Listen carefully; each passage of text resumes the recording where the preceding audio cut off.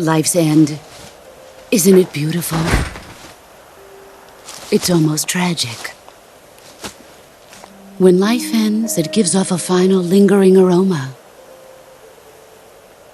Light is but a farewell gift from the darkness to those on their way to die. I've been waiting, Snake, for a long time. Waiting for your birth, your growth, and the finality of today. Boss, why are you doing this? Why? To make the world one again. The world used to be whole. But with the end of the Second World War, the philosophers began to fight amongst themselves, and the world was torn apart. The Cobras, my comrades who trained and fought alongside me, were torn apart as well. The foibles of politics and the march of time can turn friends into enemies just as easily as the wind changes. Ridiculous, isn't it? Yesterday's ally becomes today's opposition, and this Cold War? Think back, when I was leading the Cobras, America and Russia were fighting together. Now, consider whether America and Russia will still be enemies in the 21st century. Somehow I doubt it. Enemies change along with the times, the flow of the ages, and we soldiers are forced to play along. I didn't raise you and shape you into the man you are today just so we could face each other in battle. A soldier's skills aren't meant to be used to hurt friends. So then what is an enemy?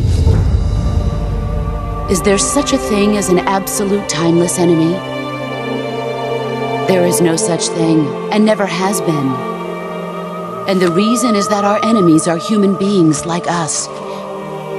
They can only be our enemies in relative terms. The world must be made whole again. The philosophers must be reunited. I will devote my skills to that purpose. And with the Colonel's money, I will achieve that end. Just as I once created the Cobras. They are my family. I may no longer be able to bear children, but I still have a family.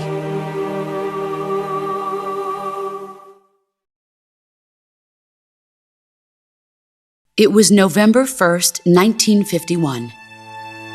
I was in the Nevada desert participating in atomic testing. The name Nevada is derived from Spanish, covered in snow, white as snow. And snow is exactly what I saw in that Nevada desert. It froze my blood white. Snake, you were an atomic test subject, weren't you? On Bikini Atoll. That's part of the reason I was drawn to you. You and I are alike.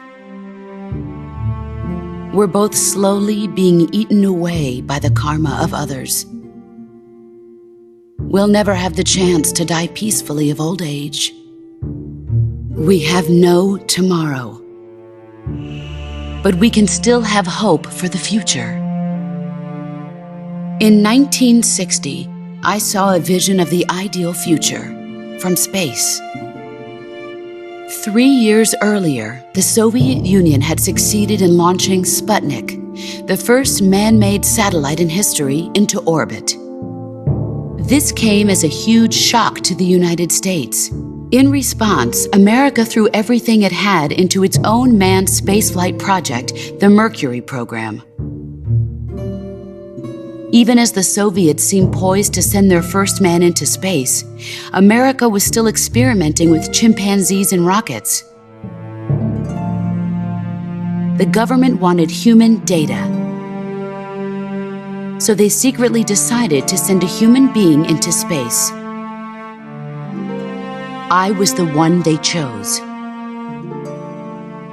At the time, they didn't have the technology to block out cosmic rays, and whoever they sent up would inevitably be exposed to heavy radiation. That's why they chose me. After all, I'd already been irradiated once. Of course, you won't find any of this in the history books. I could see the planet as it appeared from space. That's when it finally hit me. Space exploration is nothing but another game in the power struggle between the US and the USSR. Politics, economics, the arms race, they're all just arenas for meaningless competition. I'm sure you can see that, but the Earth itself has no boundaries. No East, no West, no Cold War. And the irony of it is, the United States and the Soviet Union are spending billions on their space programs and the missile race, only to arrive at the same conclusion. In the 21st century, everyone will be able to see that we are all just inhabitants of a little celestial body called Earth. A world without communism or capitalism, that is the world I wanted to see. But reality continued to betray me. In 1961, I was sent to Cuba, to Bahia de Cochinos. It was part of a CIA-sponsored invasion under the guise of taking Cuban exiles back to their country. But the US government betrayed them. Our weak-kneed president held back their air support. Defenseless, the exiles were annihilated by the Cuban army. All I could do was watch in silence. I was set up by the very country I'd sacrificed so much for, by the very government I dedicated my life to defending. I was driven from the surface world, and I went underground. Then, 2 years ago, I faced the Sorrow, my old comrade in battle. He was my friend. But one of us had to die. I was left with no choice. The Sorrow gave his life for me. There is no enmity between us. One must live, and one must die. That was the mission. The ones who gave me that mission were the philosophers.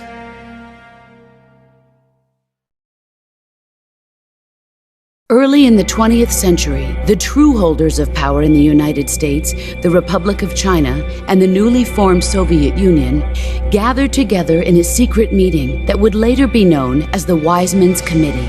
The secret pact they formed there marked the beginning of the philosophers. But the last of the original members died in the 1930s.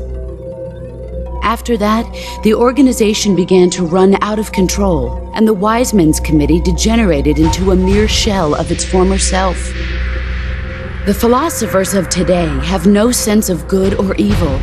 Their influence extends to countries and organizations involved in every aspect of every war.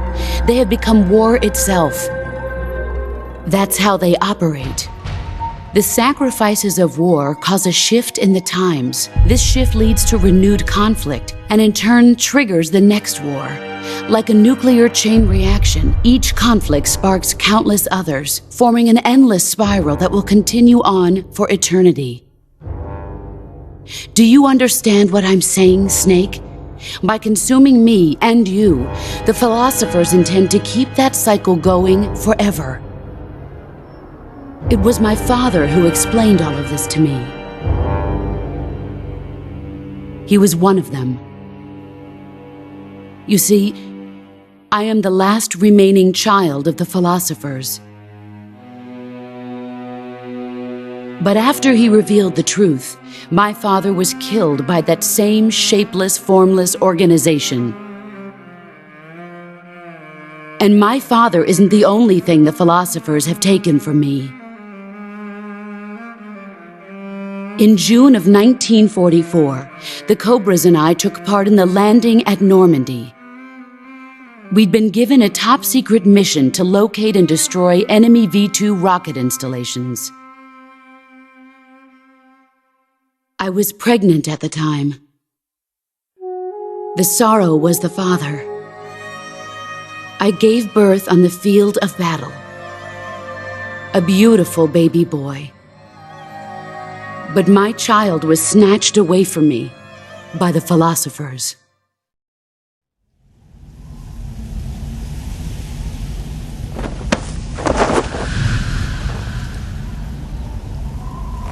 Look at this scar.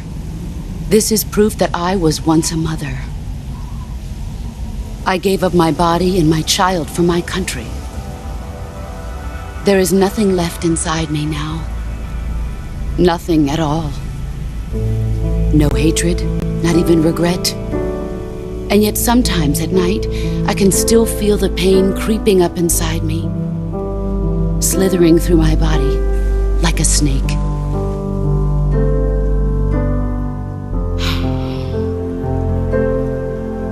I've never talked this much about myself before. Thanks. Thanks for listening to me.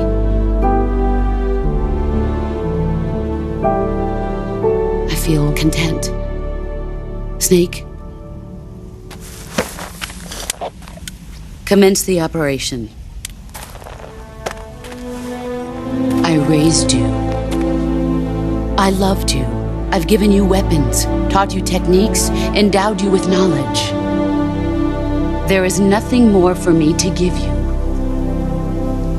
All that's left for you to take is my life, by your own hand. One must die, and one must live. No victory, no defeat. The survivor will carry on the fight. It is our destiny.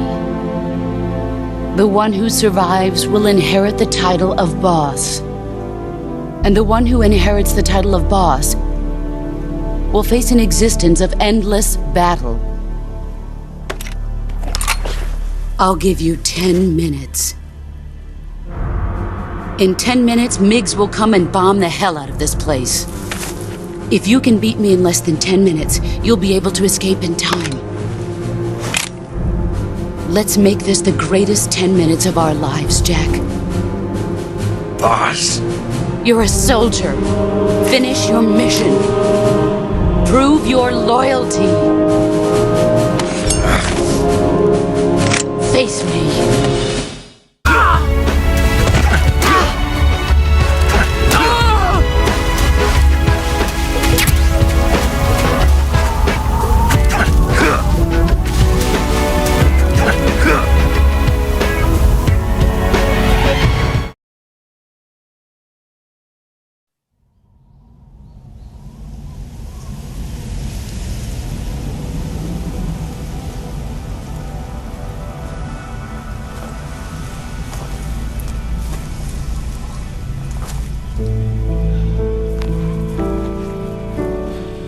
Take this.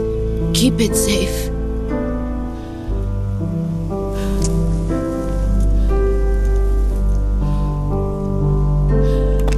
It's our only hope.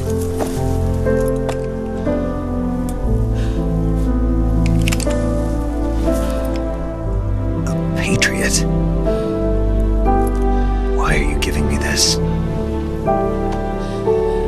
Jack. Or should I say, Snake, you're a wonderful man. Kill me. Kill me now. Do it.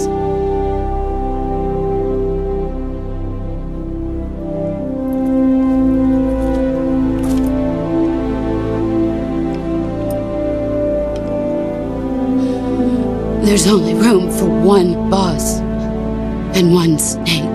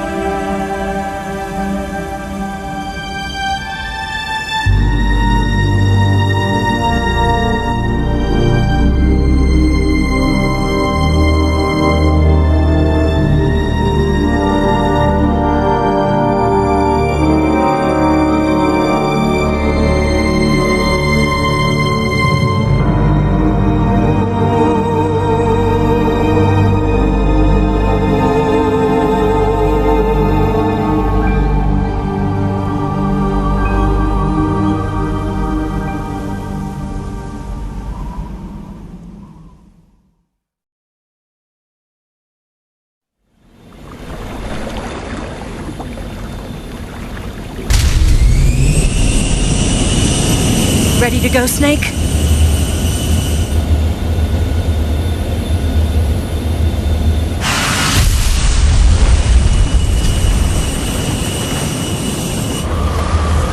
Are you okay? Snake? Yeah.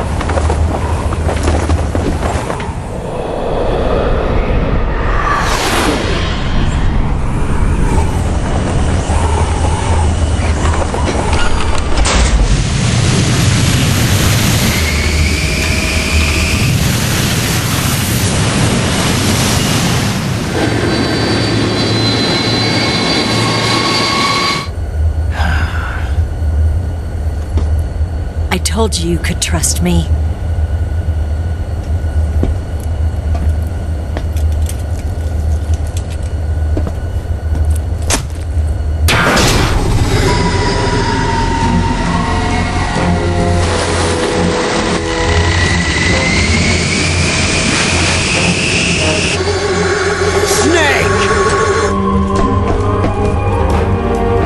Ocelot! We're not done yet!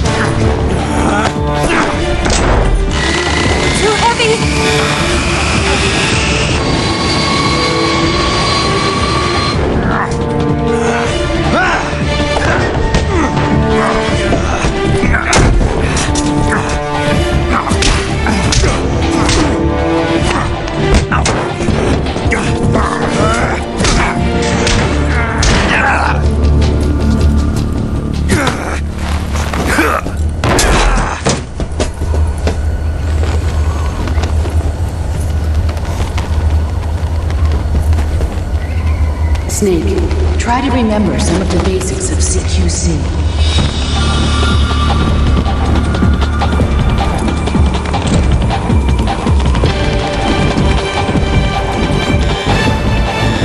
Not good!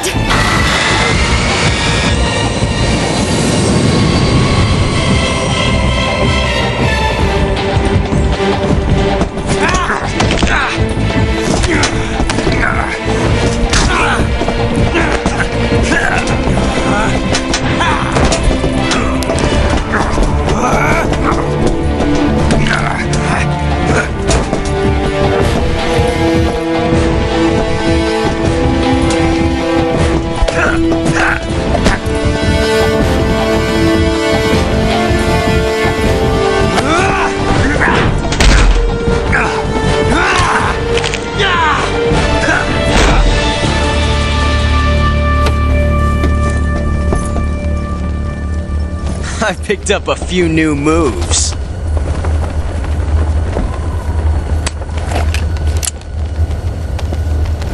Huh. It doesn't feel right to shoot an unarmed man. But I'll get over it. Eva!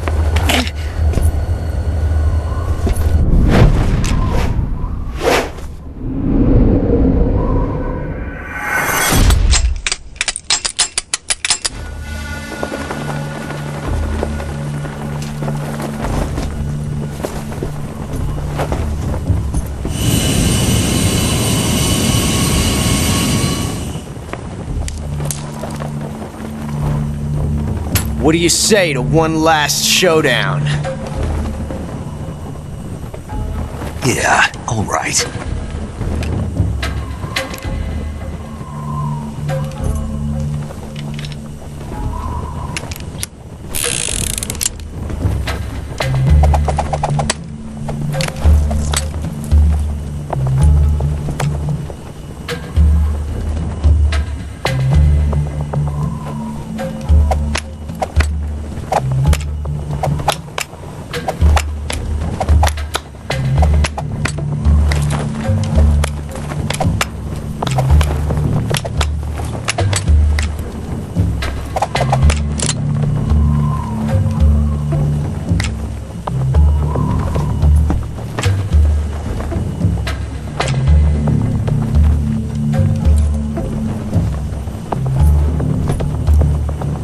What's your name? Snake. No. Not that name. You're not a snake, and I'm not an ocelot. We're men with names. My name is Adamska. What's yours? John. Very well, John. Plain name. But I won't forget it.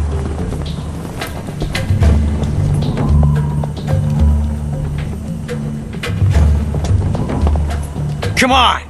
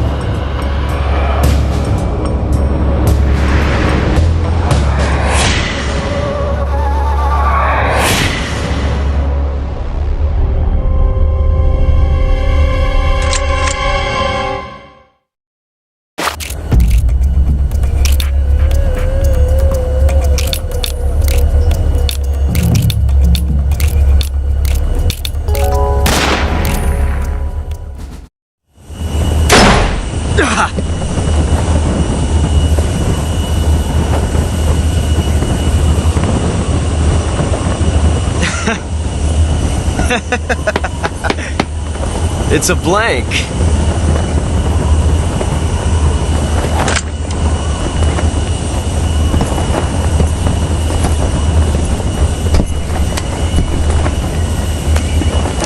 Ah, that was fun. Till we meet again, John.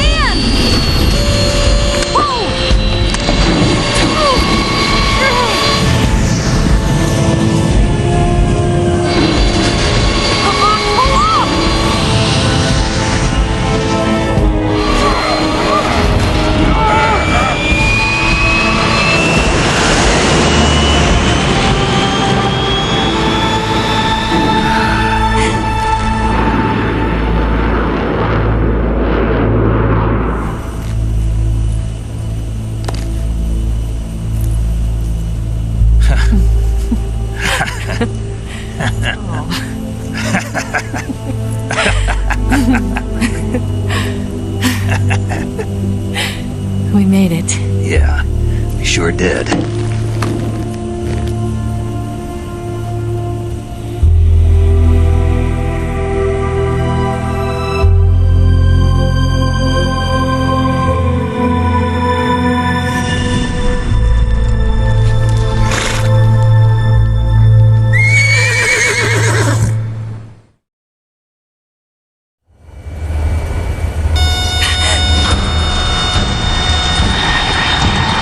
Oh no, Migs!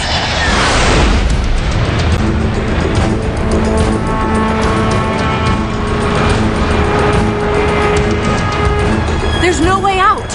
What are we gonna do? We've come too far to let them stop us now. Those things have got to be armed. It's no use. There's no way we can outmaneuver them.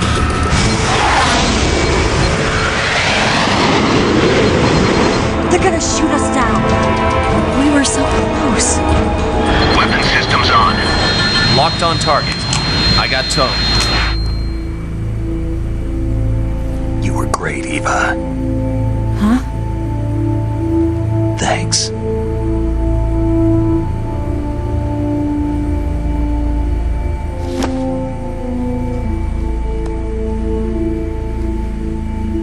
Bulk 19, this is Control. Stand by for a direct order from the chairman. Bulk 19, return to base immediately. Do you read me? This is a direct order from Comrade Khrushchev. Return to base immediately. Copy. Understood. Aborting mission. RTB. Look! The MiGs are turning back! Woo!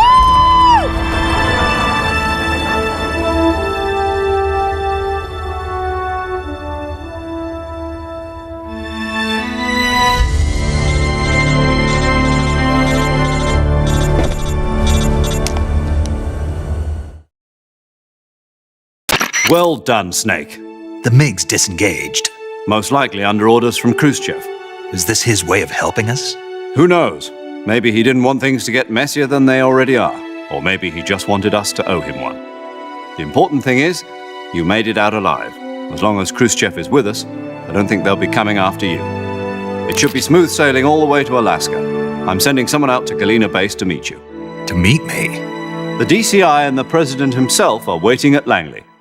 Don't keep them waiting.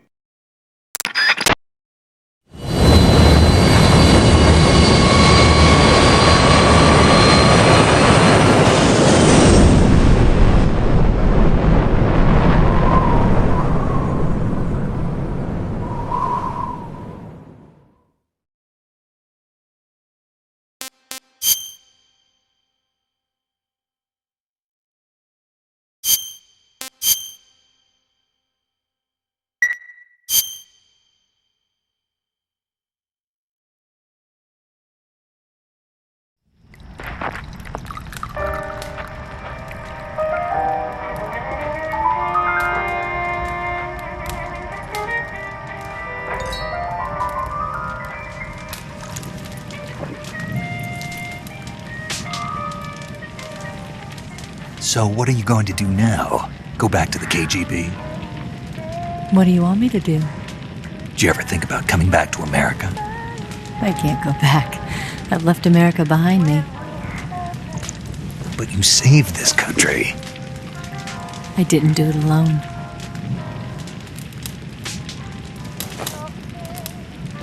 And I still owe you a dinner.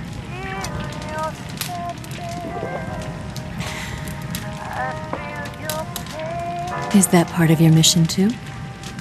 Or is it an order? Or is it an invitation?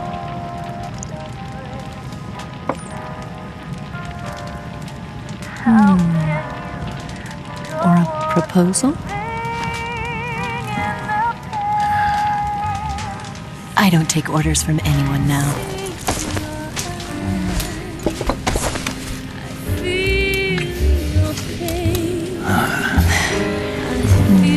Sadness inside of me. Open your heart and smile for me. You're not the only one afraid to fall in love. Dance with me again and walk this way.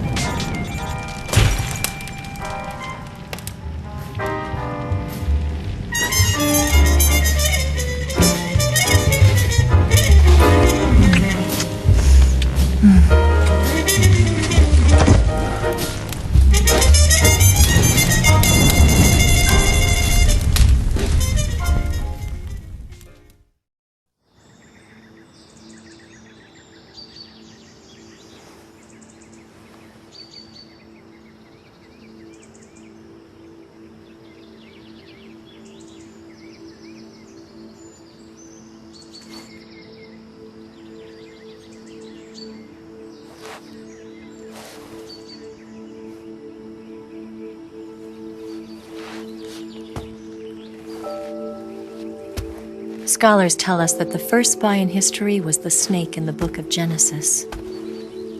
In that story, it was Eve who was tempted by the snake in the Garden of Eden. But this time around, it was I who tempted the snake and got away with the forbidden fruit of knowledge. Forgive me, Snake.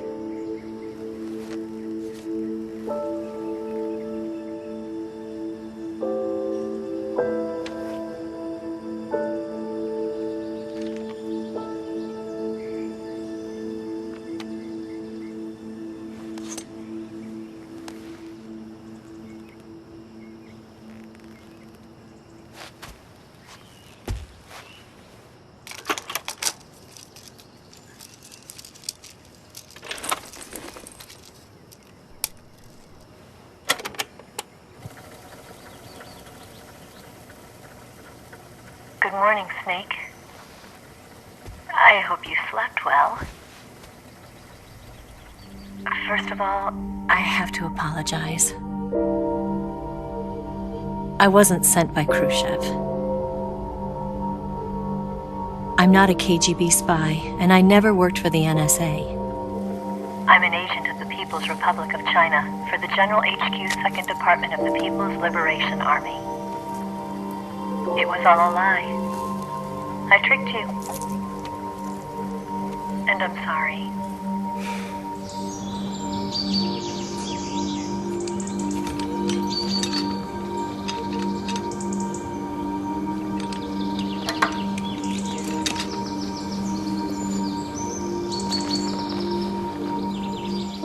The philosophers still exist in China, too. You see, my mission was to find out where Volgin was hiding the philosopher's legacy and steal it. So I infiltrated his base as a KGB spy. The 2 NSA codebreakers who defected in 1960 were actually both men. The real Adam never showed up at the meeting place, saving me the trouble of having to eliminate him. I sneaked in by pretending I was Eva. And you and Sokolov and Volgin, you all believed me. The philosopher's legacy was originally held in common between the US, Soviet Union, and China. We couldn't let the Russians and the Americans take it all for themselves. The Chinese government had its eye on the legacy too. I got the film containing the legacy, and also the nuclear missile launch data from the Shagohod. 5 years ago, the Soviet Union stopped supplying us with nuclear weapons technology. Since then, China's Liaodong, Yizheng, hydrogen bomb, and space rocket projects have fallen behind. But with this data, our country will be able to develop its own nukes. We'll create a deterrent force to rival those of the US and Soviet Union. Everything has gone according to plan, thanks to your help. I too am one of the philosophers.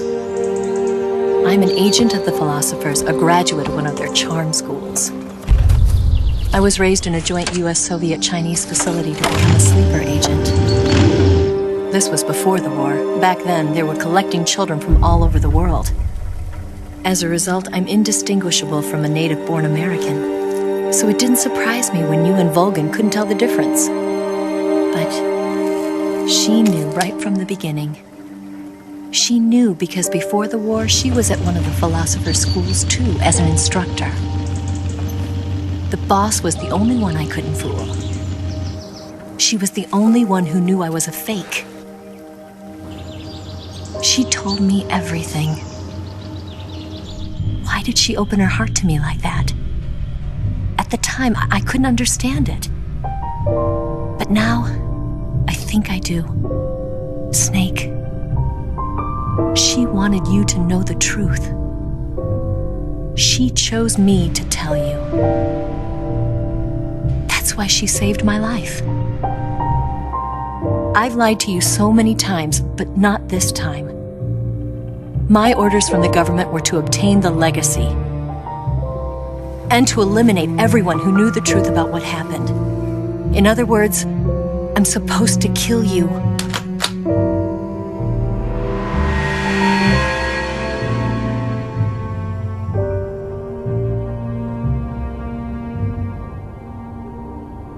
But I can't do it. Not because we loved each other. And not because you saved my life. But because Because I made a promise to the boss. And I intend to keep it. I just wanted you to know. And you have to live.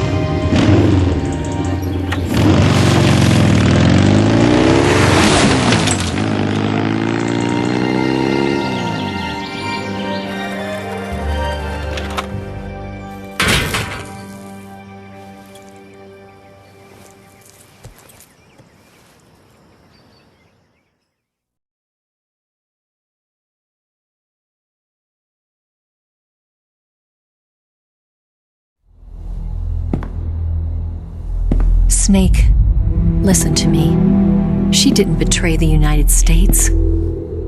No. Far from it. She was a hero who died for her country. She carried out her mission knowing full well what was going to happen. Self-sacrifice. Because that was her duty.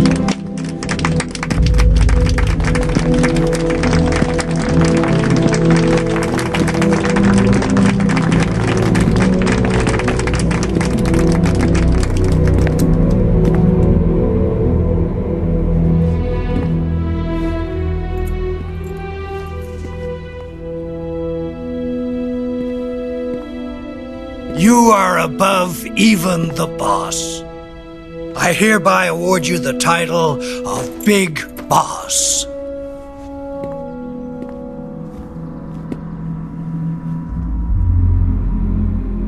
You are a true patriot.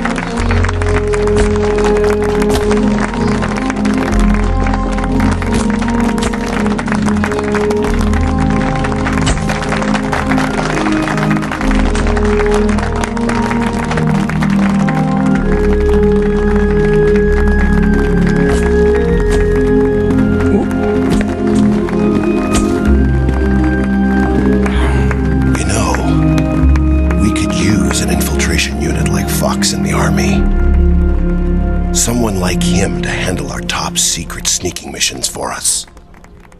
A man who combines the qualities of a soldier and an agent. The boss's defection was a ruse set up by the US government. It was all a big drama staged by Washington so they could get their hands on the philosopher's legacy. And the boss was the star of the show. They planned it so that they could get the legacy that Colonel Volgin inherited and destroy the Shagohod at the same time.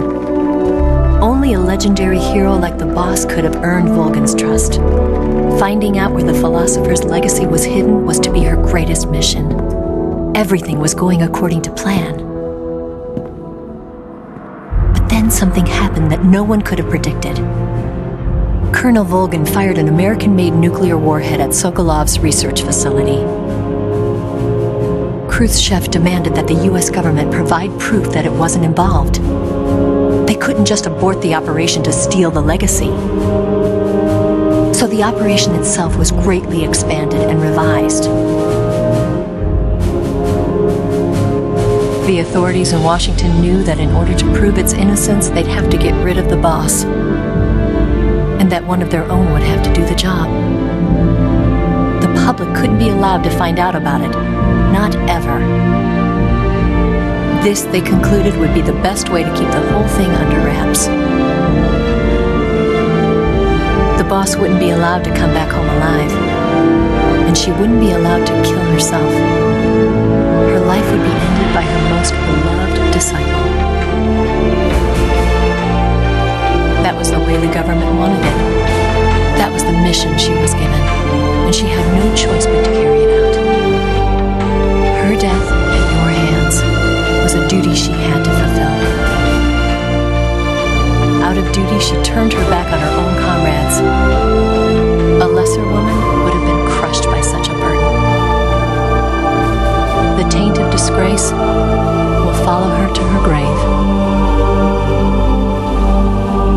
Future generations will revile her. In America as a despicable traitor with no sense of honor. And in Russia as a monster who unleashed a nuclear catastrophe. She will go down in official history as a war criminal. And no one will ever understand her. That was her final mission. And like a true soldier, she saw it through to the end. But I think she wanted you, of all people, to know the truth. She wanted to live on in your memory. Not as a soldier, but as a woman. But she was forbidden to tell you herself. And that's why she told me. Snake, history will never know what she did. No one will ever learn the truth. Her story, her debriefing, will endure only in your heart.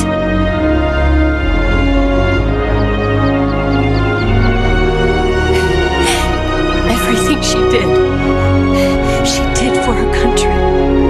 She sacrificed her life and her honor for her native land. She was a real hero. She was a true patriot.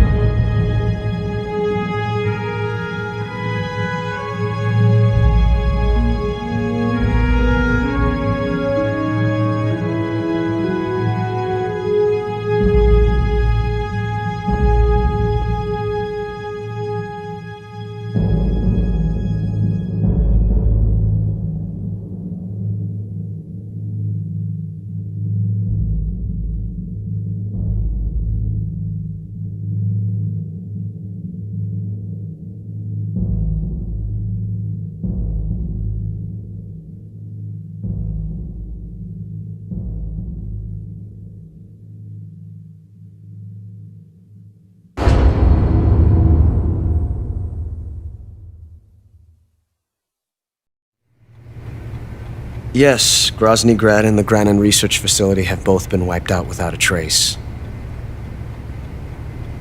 I understand, sir, but they were necessary sacrifices. Yes, the CIA has taken care of the boss themselves. I believe the White House will be satisfied. Khrushchev is finished. Your time has finally arrived. Yes, the American president is relying on us to keep a lid on the whole affair. We've got him by the balls. It should make a valuable trump card in future negotiations. Yes, Chief Director, of course. I'll keep the KGB informed.